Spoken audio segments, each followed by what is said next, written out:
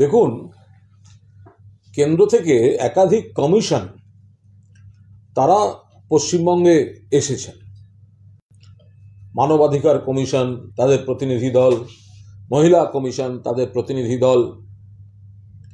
আমাদের শুধু প্রশ্ন, এই কমিশনগুলো কত বড় দলদাস যে এদের শুধু বাংলায় যাতায়াতের টিকিটগুলো অ্যাপ্রুভ করে গভর্নমেন্ট, অন্য কোনো রাজ্যে এরা যান? মণিপুর জ্বলছে, বছর ঘুরে যায়, মণিপুর জলে, মুখ্যমন্ত্রীর বাড়ি আক্রমণ হয়, জাতিবিদ্বেষ ছড়ায়, খুন ধর্ষণ, সম্পত্তি নষ্ট, আগুন, প্রাণহানি। কবার গেছে কমিশন, কেন্দ্রের কমিশন কবার গেছে? কবার মহিলা কমিশন গেছে? ত্রিপুরা, অন্যান্য রাজ্য যেগুলো বিজেপি শাসিত, সেখানে যখন একের পর এক খারাপ ঘটনা ঘটে তখন এই কমিশনগুলো যায় না কেন? সেই কমিশন কেন শুধু বাংলায়? বাংলাকে টার্গেট করে কমিশনগুলোকে ব্যবহার করা হয়। এরা দলদাস, এদের কোনো স্বাধীন সত্তা নেই। বিজেপির নির্দেশে বাংলাকে মেলাইন করতে আসে, বিজেপির নির্দেশে বাংলাকে মেলাইন করতে আসে কেন্দ্রের এই কমিশনগুলো। অন্য জায়গায় যায় না কেন? অন্য রাজ্যে যায় না কেন? আর যে ইস্যুটায় গেছে মুর্শিদাবাদ, বারবার বলা হচ্ছে একটা বৃহত্তর প্লট। আজকে সেন্ট্রাল একাধিক এজেন্সিও মানতে বাধ্য হচ্ছে যে বাংলাদেশ থেকে দুষ্কৃতীরা এসে মূল হামলার মাস্টার মাইন্ড। ঢুকলো কি করে অন্য রাজ্য, অন্য দেশ থেকে? বিএসএফ দেখে, অমিত শাহ রয়েছে, এর তদন্ত হবে না? ওয়াকফ বিল নিয়ে মানুষকে প্ররোচিত করে মানুষের আন্দোলন, তার মধ্যে বাইরে থেকে আসা হামলাবাজরা ঢুকে প্ররোচনা দিয়ে একটা গন্ডগোল করে বাংলাকে মেলাইন করার, এটা একটা প্লট, গোটাটা মিলিয়ে একটা প্লট। আমরা এটারই তো তদন্ত চেয়েছি, আমরা তো এটার তদন্ত চেয়েছি যে অভিযোগগুলো আসছে সে অভিযোগগুলো ঠিক কিনা। সীমান্ত লুজ, সীমান্ত থেকে ঢুকিয়ে দেওয়া হলো, গন্ডগোল হলো, সঙ্গে সঙ্গে সেটা নিয়ে নেমে পড়বে বিরোধীরা, সঙ্গে সঙ্গে পাঠানো হবে কমিশনকে, বাংলাকে কলুষিত করা, এগুলো শুরু হয়ে যাবে। তো এইগুলো তো একটা সাজানো চিত্রনাট্য অনুযায়ী চলছে। আর সেখানে দিল্লির এজেন্সিগুলো তারা দলদাসের মতো তাদের ভূমিকা পালন করতে এসছে। কেন যায়নি এতদিন? তারা মণিপুরে কি করেছে, ত্রিপুরায় কি করেছে? যখন উত্তরপ্রদেশে একের পর নারী নির্যাতন, ধর্ষণ হচ্ছে, প্রধানমন্ত্রীর নির্বাচনী কেন্দ্রে হয়েছে, সেখানে মহিলা কমিশন যায়নি কেন কেন্দ্রের? যখন প্রধানমন্ত্রী নরেন্দ্র মোদীর নিজের নির্বাচন কেন্দ্রে নারী নির্যাতন হচ্ছে, তখন সেখানে মহিলা কমিশন যেতে পারছে না কেন্দ্রের। তখন কেন্দ্রের কমিশনগুলো কি করছে? তাদের কি শুধু যাতায়াতের টিকিট ভাড়াটা অ্যাপ্রুভড হয় বাংলার টিকিট কাটলে? একটা বড় প্লট সাজানো হয়েছে মুর্শিদাবাদে, সাধারণ মানুষের অসুবিধা হয়েছে, ক্ষতি হয়েছে। একটা অংশকে বদনাম করার জন্য আর একটা অংশের চোখে জল বার করা হয়েছে। আর এটা সুতোর টানটা টানছে ষড়যন্ত্রকারীরা। আমরা এর পুরোদস্তুর তদন্ত চেয়েছি। কিভাবে বাংলাদেশের ওপার থেকে হামলাবাজরা এসে হামলা করে আবার ব্যাক করে যেতে পারে? এখানে প্রতিবাদী মানুষ আছেন, গণতান্ত্রিক প্রতিবাদ, কিন্তু ওখান থেকে ঢুকে এসে তার মধ্যে আগুন জ্বালিয়ে লুটপাট করে দিয়ে, যেখানে বিরোধী দলনেতা পর্যন্ত স্টেটমেন্ট করছেন বাংলাদেশ থেকে, বাংলাদেশের স্টাইলে এসে লুট করে পালিয়ে গেছে। শুধু তৃণমূল বলেনি, বিজেপির বিরোধী দলনেতা বলেছেন। ফলে আমরা এইভাবে এই কমিশন আসাটা আরো প্রমাণ করছে এটা একটা সুপরিকল্পিত চিত্রনাট্য। মুর্শিদাবাদ হামলা যারা করিয়েছে তার সঙ্গে এখন এইসব বিভিন্ন যাতায়াতের এক সূত্র বাঁধা আছে কিনা বাংলাকে টার্গেট করে, আমরা এর তদন্ত চাইছি। Whether all the allegations are true or not, আমরা পুরো দস্তুর এটার তদন্ত চাই। কি রকম তদন্ত, কি করবে সেই তদন্ত? সংশ্লিষ্ট সবাই করবে। আমাদের যেখানে মুখ্যমন্ত্রী তদন্ত ঘোষণা করেছেন, তারাও সেই তদন্তকারীরাও তদন্ত শুরু করেছেন। ফলে সকলকে, ওরা তো ওদের তদন্ত তো বলতে পারি না যেটা কেন্দ্র তদন্ত করুক, যাদের যে কেন্দ্রীয় এজেন্সিগুলোর বিরুদ্ধে অভিযোগ, তারা কি তদন্ত করবে? তারাই তো এর পেছনে আছে বলে অভিযোগ। একদিকে তো কমিশন যেমন পৌঁছচ্ছে, পাশাপাশি রাজ্যপাল সরকারের ডাকে নিষেধ করলেন মুখ্যমন্ত্রী, তিনি চলে গেলেন। রাজ্যপাল দায়িত্বজ্ঞানহীন কাজ করেছেন। মুখ্যমন্ত্রী খুব স্পষ্টভাবে বলেছেন এবং নির্দিষ্টভাবে মুখ্যমন্ত্রী জানিয়েছিলেন যে ওখানে একটা ঘটনা ঘটেছে, তার পেছনে গভীর ষড়যন্ত্র আছে। ষড়যন্ত্র আছে, অশান্তি তৈরির ঘটনা, একটা ঘটনা ঘটেছে, শান্তি ফিরেছে, মানুষের আরো কনফিডেন্স বাড়ানোর একটু সময় দিতে হবে, শান্তি ফিরেছে। তো এই সময়টা মুখ্যমন্ত্রী নিজেও যাচ্ছেন না, জনজীবন স্বাভাবিক ছন্দে ফিরছে, যাতে এখন আর কেউ না যান। 2-4 দিন যেতে দিন। মুখ্যমন্ত্রীও বলেছেন তিনিও যথা সময়ে যাবেন, রাজ্যপালও 100 বার যাবেন। কটা দিন যেতে দিন, স্বাভাবিক ছন্দে ফিরেছে জীবন। শুনলেন না, গেছেন। তার কারণ তার রাজনৈতিক বসেরা এটাও কিন্তু এই প্লটের মধ্যে আছে। আমরা এটা এই গোটাটাই তদন্ত চাইছি এই কারণে যে একটা ঘটনা বাইরের লোকেরা এসে হামলা করে ঘটাবে, তারপর সেটা নিয়ে বিজেপি নামবে, বিজেপির কমিশন আসবে, এপাশ থেকে রাজ্যপাল যাবে, বাংলাকে মেলাইন করা হবে। এই সব কটা এক সূত্রে বাঁধা চক্রান্ত, এই অভিযোগ থেকেই তো আমরা তদন্তের দাবি করেছি। বিজেপি বলছে একদিকে বিভাজনের রাজনীতি, অন্যদিকে তারা বলছে যে গ্রাম দিয়ে শহর ঘেরো, এইভাবেই তারা আগামী সময়ে রাজনীতিতে আসবে। বিজেপি যেগুলো বলে, ওদের সঙ্গে মানুষ নেই, ওরাও মানুষের সঙ্গে নেই, বাংলা ওদের সঙ্গে নেই, ওরাও বাংলার শত্রু।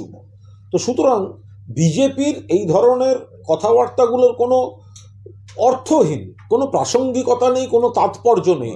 যারা বাংলার টাকা আটকায়, যারা বাংলার গরিব মানুষকে পারিশ্রমিক থেকে 100 দিনের কাজে বঞ্চিত করে, যারা বাংলার মানুষকে আবাসের বাড়ি থেকে বঞ্চিত করে, যারা গর্বের সঙ্গে বলে আমরা দিল্লিকে বলছি, এই না, যারা কথায় কথায় শুধু সেন্ট্রাল এজেন্সি দিয়ে বাংলাকে শাসন করতে চায়, যারা বাংলাকে কলুষিত করে বদনাম করে তাদের রাজনৈতিক স্বার্থ চরিতার্থ করতে চায়, যারা ধর্মকে ভেদাভেদের হাতিয়ার করে ভোটের রাজনীতি করতে চায়, তো তারা এই ধরনের অসার কথাবার্তা, ওরা কোনো দিক দিয়েই কাউকে কিছুই কোনো ছাপ ফেলতে পারবে না। বাংলায় 2026 সালে বিপুল সংখ্যাগরিষ্ঠতা নিয়ে চতুর্থবারের জন্য শপথ নেবেন মুখ্যমন্ত্রী মমতা বন্দ্যোপাধ্যায়। জাতীয় মানবাধিকার কমিশন বেরিয়ে আসতে, সেখানে আবার গন্ডগোল শুরু হয়েছে, শরণার্থীরা গন্ডগোল করছে যে কথা বলতে পারেনি, অনেককে যেতে দেওয়া হয়নি। ওরা তো যাচ্ছেন অশান্তিটা তৈরি করতে। এই কারণে তো বারবার মুখ্যমন্ত্রী বলছিলেন যে একটা গন্ডগোল করানো হয়েছে, আই রিপিট, করানো হয়েছে, গন্ডগোল করানো হয়েছে, একটা স্পেসিফিক প্লটে গন্ডগোল করানো হয়েছে, সীমান্তের ওপার থেকে লোক ঢোকার অভিযোগ এসছে, আমরা তদন্ত চেয়েছি। এই সময়টায় স্বাভাবিকতা ফেরানো হচ্ছে, জীবন ছন্দে ফিরছে, লোকে ঘরে ফিরছে, ক্ষতিপূরণ রাজ্য সরকার করে দিচ্ছে। এই সময় বাইরে থেকে লোক যাতায়াত করা মমতা বন্দ্যোপাধ্যায় যেতে পারতেন না, তিনি নিজে যাননি। প্রশাসন যা যা কাজ করার আগে করছে, কদিন বাদে যথাসময় মমতা বন্দ্যোপাধ্যায় যাবেন। ইচ্ছাকৃতভাবে খোঁচানোর জন্য, অস্থিরতা তৈরির জন্য, রাজনৈতিক ইস্যু করার জন্য, বাংলাকে কলুষিত করার জন্য, ছবি তোলার জন্য এই দলদাস কমিশনের কিছু দালাল প্রতিনিধি তারা যাচ্ছেন। রাজনৈতিক অ্যাসাইনমেন্টে এসছেন, তারা রাজনৈতিক অ্যাসাইনমেন্টে এসছেন, বিজেপি দালালি করতে রাজনৈতিক অ্যাসাইনমেন্টে এসছেন। কারণ অন্য কোনো রাজ্যে এদের দেখা যায় না, মণিপুরে এদের দেখা যায় না, ত্রিপুরা সন্ত্রাসে এদের দেখা যায় না।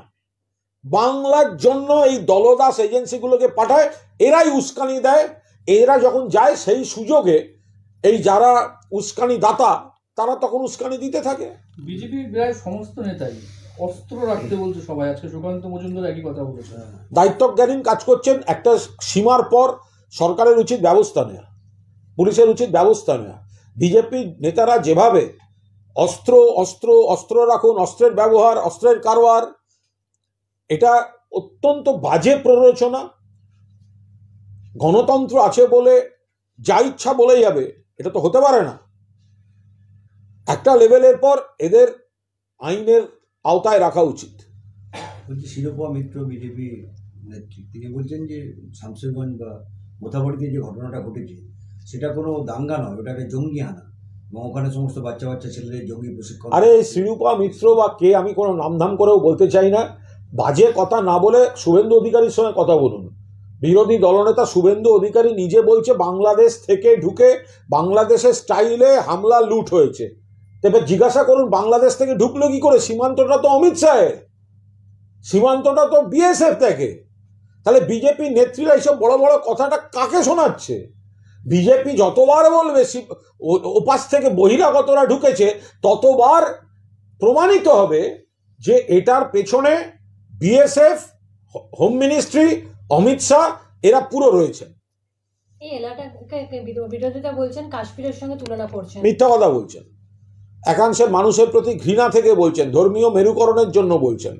তা ত্রিপুরার যে অংশে, আমি এলাকার নাম করছি না, ওয়াক অফ নিয়ে এই প্রতিবাদের সূত্রে গন্ডগোল হলো, তাহলে কি বলবেন সেখানেও কাশ্মীর তৈরি হয়েছে? এগুলো একটা কোনো কাজের কথা? ওয়াক অফ বিলটা, এটাও আপনাদের বলি যে এই যে ওয়াক অফ বিল নিয়ে সুপ্রিম কোর্টে পরপর দুদিনের শুনানিতে মাননীয় সুপ্রিম কোর্টের যে পর্যবেক্ষণ এবং যে ক্ষেত্রে তারা আপত্তির কথা বললেন, তার থেকে স্পষ্টভাবে প্রমাণিত হচ্ছে যে মমতা বন্দ্যোপাধ্যায়ের নেতৃত্বে বাংলা থেকে যে আপত্তিগুলো তোলা হয়েছিল, যে প্রতিবাদ হয়েছিল, সেটাকে সুপ্রিম কোর্ট মান্যতা দিল। ওয়াক অফ বিল নিয়ে যে প্রতিবাদ মমতা বন্দ্যোপাধ্যায়ের নেতৃত্বে বাংলা থেকে উঠেছে, সুপ্রিম কোর্টের দুদিনের শুনানিতে যেভাবে সুপ্রিম কোর্ট যে পয়েন্ট ধরে ধরে এটা না এটা না এটা না বলছেন, তাতে কিন্তু এই প্রতিবাদটা, আমাদের প্রতিবাদটা, বাংলার প্রতিবাদটা, মমতা ব্যানার্জির প্রতিবাদটা, তৃণমূলের প্রতিবাদটা মান্যতা পাচ্ছে। ফলে আমরা মানুষকে বলবো ধৈর্য ধরুন, আস্থা রাখুন মুখ্যমন্ত্রীর উপর। মুখ্যমন্ত্রী যেটা বলেছিলেন সেটা সুপ্রিম কোর্টও মান্যতা দিচ্ছে। কেন্দ্রীয় সরকার শুধুমাত্র প্ররোচনা দেওয়ার জন্য এরকম একটা বিল পাস করিয়ে মানুষের উপর চাপিয়ে দিতে গেল। সেই জায়গায় একাংশের মানুষের আবেগে লেগেছে, এটা সমস্যা। আজকে ওয়াক অফে হাত দিচ্ছেন, কাল দেবোত্তর সম্পত্তিতে হাত পড়বে।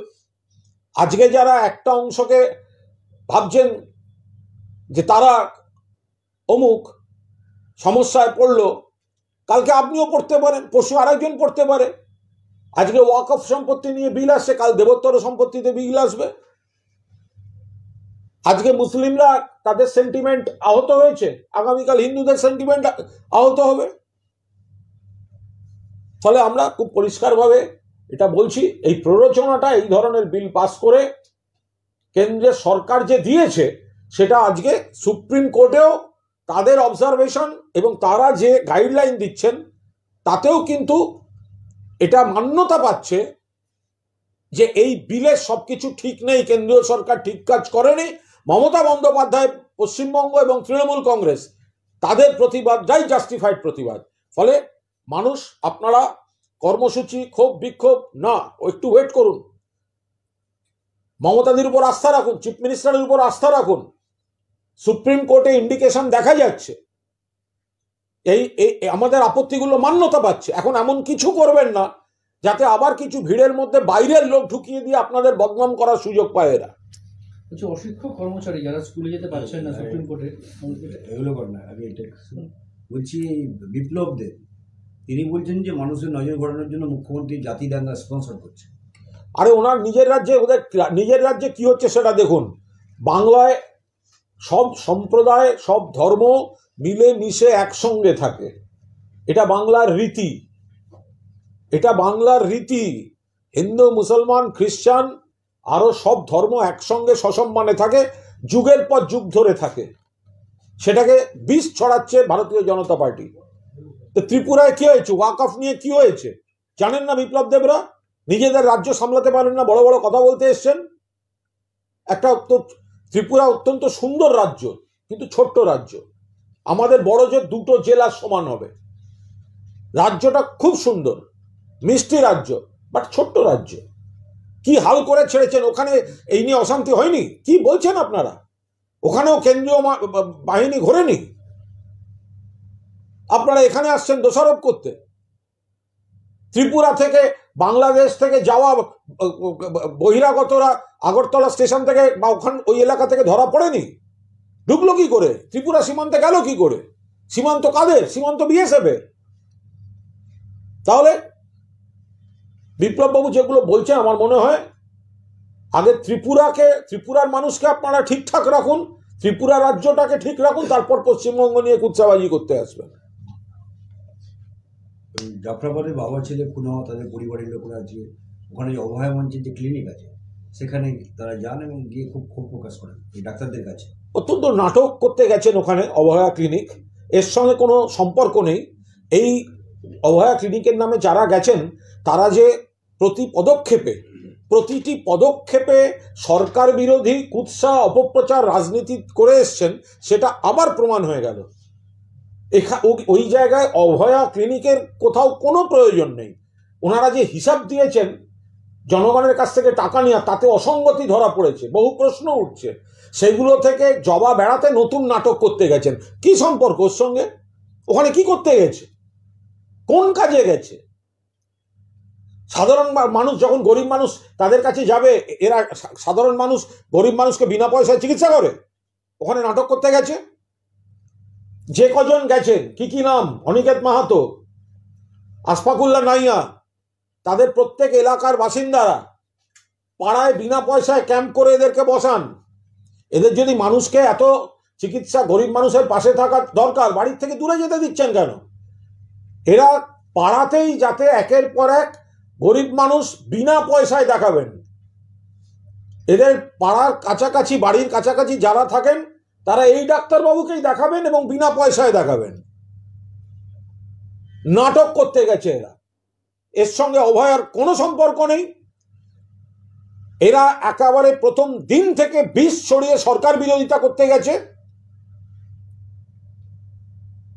এখন আবার ওই আন্দোলনের নামে লাখ লাখ কোটি কোটি টাকা উড়িয়ে দেয় যারা, তারা আজকে ওখানে নাটক করতে গেছে।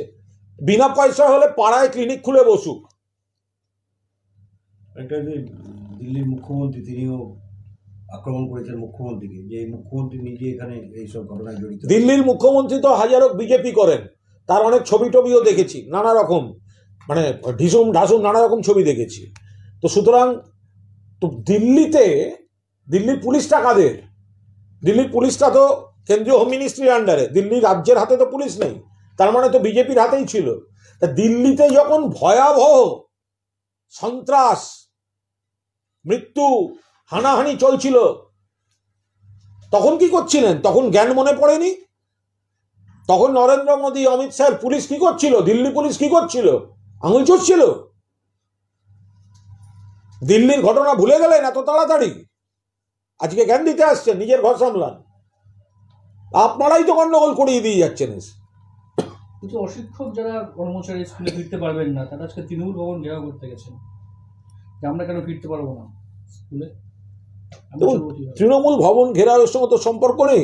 তাহলে তো আবার কর্মশিক্ষা, শারীর শিক্ষা যারা SLST, তাদেরকে তো আলিমুদ্দিন ঘেরাও করতে যেতে হবে।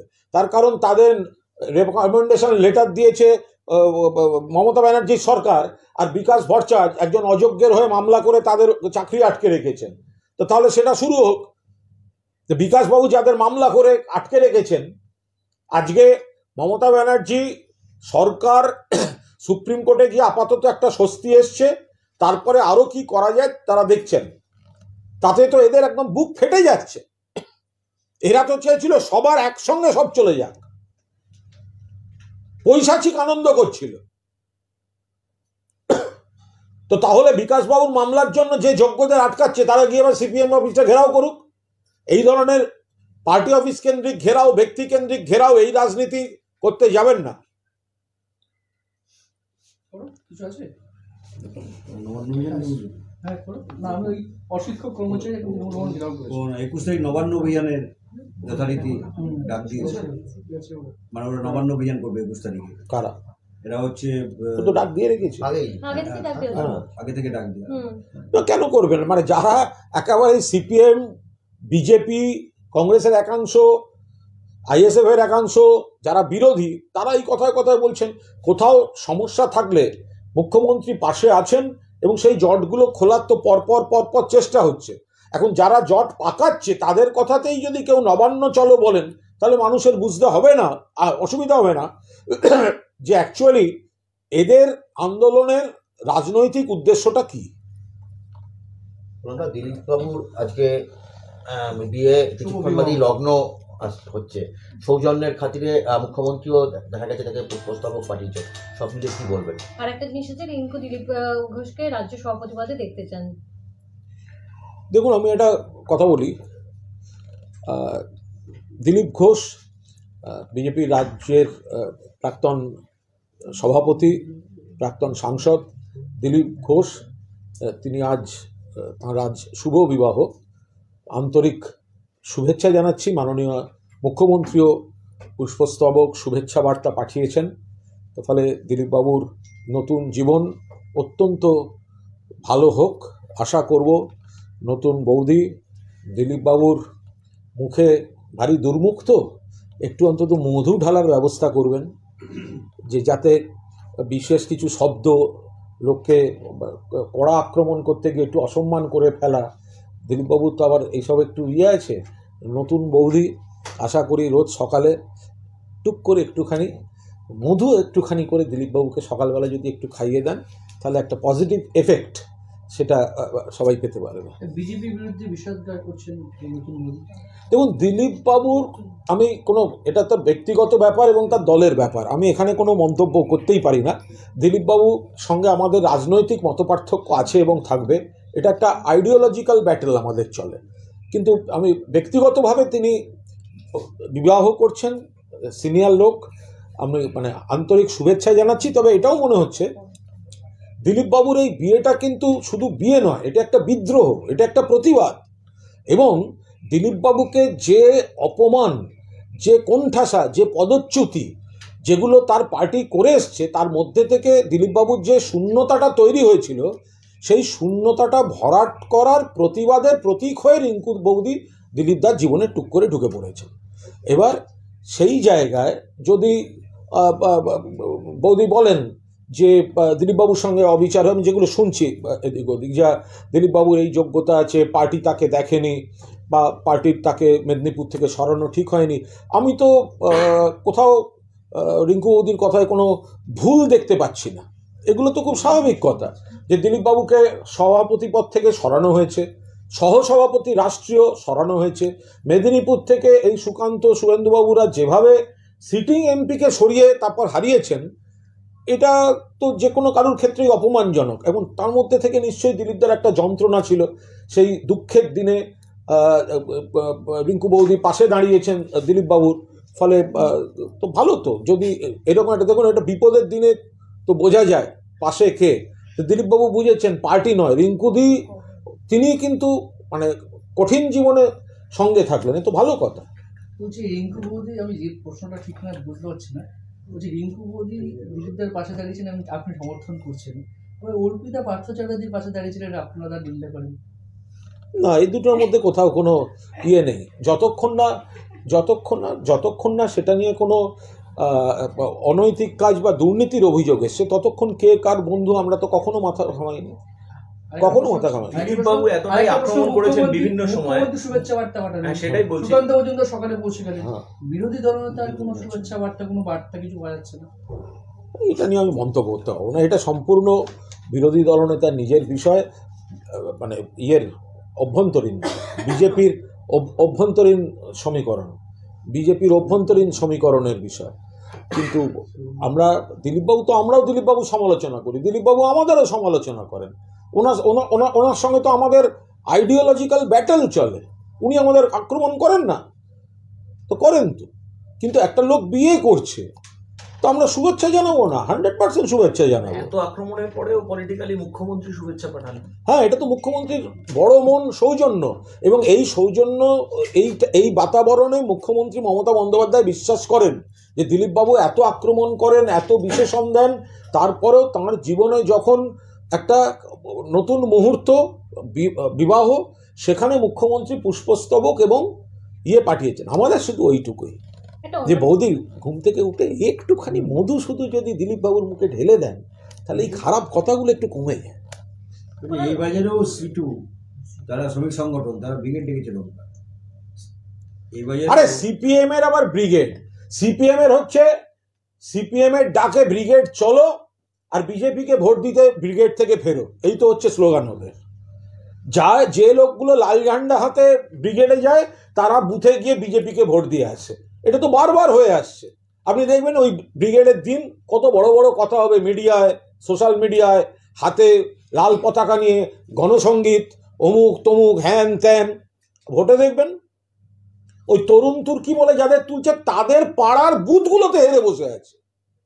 যতগুলো তরুণ তুর্কিকে আপনারা দেখান, সেগুলো নিজেরা হারে, তার পাড়ার বুথে হারে, তার সিট হারে। সিপিএম এর ভোট কমছে, বিজেপির ভোটটা একটু বেড়েছে, তৃণমূলের তো ভোট কমেনি। তাহলে ব্রিগেড ভরানোর সঙ্গে সিপিএম এর নির্বাচনী সাফল্য অথবা জনভিত্তির কোনো সম্পর্ক নেই। সিপিএম এর ডাকে ব্রিগেড চলো, আর বিজেপিকে ভোট দিতে ব্রিগেড থেকে ফেরো, এইটা হচ্ছে সিপিএম এর এখন মুখোশ। সিপিএম ব্রিগেড ডেকেছে, যাবে কিছু বিজেপির লোক। তৃণমূলের লড়াই এদের দুপক্ষের বিরুদ্ধে। তৃণমূল সিপিএম এর এটাকে ব্রিগেড বলে ধরেই না, তার কারণ জানে এই লোকগুলো তো বিজেপির ভোটার,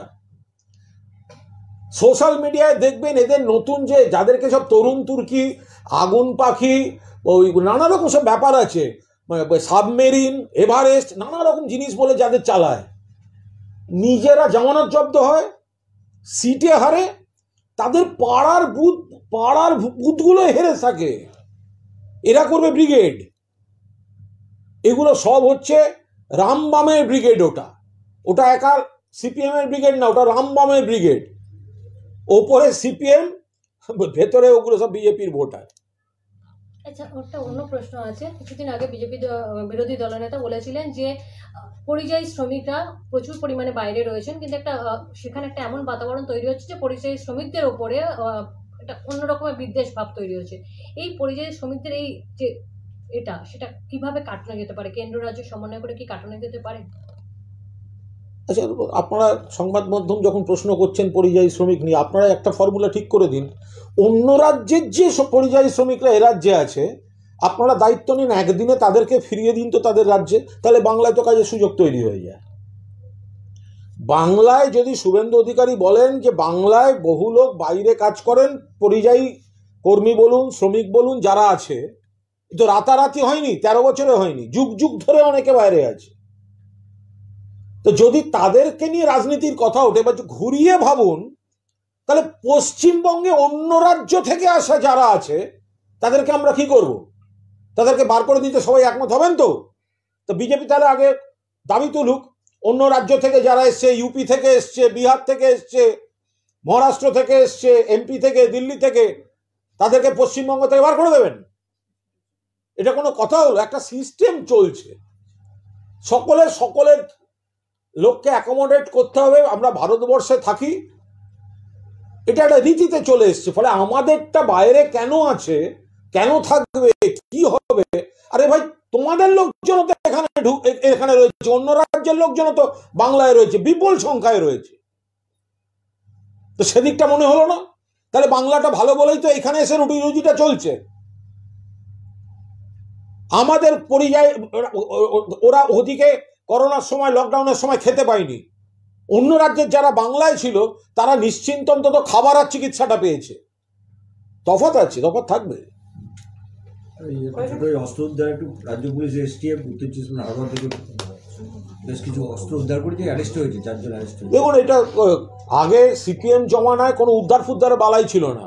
রাইটার্সের পাশে বউবাজারে রশিদ খানের বাড়ি বিস্ফোরণ হয়ে গেল, বৃহত্তম বিস্ফোরণ বাংলায়, শতাধিক হতাহত। লালবাজারের পাশে, রাইটার্সের পাশে, সিপিএম জমানায় সব ধরা টরা হতো না, তো মমতা ব্যানার্জির পুলিশ ধরছে। অন্য রাজ্য থেকে দুষ্কৃতীরা যদি কোনোভাবে এখানে অস্ত্র ঢোকাতে যায়, জমায়েত করতে যায়, অ্যাকশন নিচ্ছে, ধরছে, তো ভালো কথা, পুলিশের প্রশংসা করার কথা। এবার আমরা করবো। হ্যাঁ।